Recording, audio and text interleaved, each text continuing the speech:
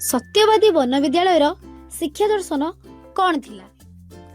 ओडिशार शिक्षा इतिहास रे सत्यवादी वन विद्यालय और सत्यवादी शिक्षा दर्शन अतीत रे शिक्षा व्यवस्था को बेसी प्रभावित करि पारथिला।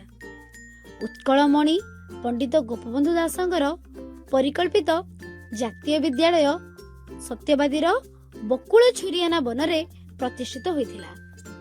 प्रकृत शांत सुशीतल कोଳରେ एही विद्यालय मनीष तैयारी कारखाना रूपे परिचित थिला। 1909 रे एही विद्यालय प्रथमे 19 जन पिलांकु नेई प्रतिष्ठित होइथिला। क्रमे पिला संख्या बढ़िलारु एहा एक उच्च विद्यालय रे परिणत हैला।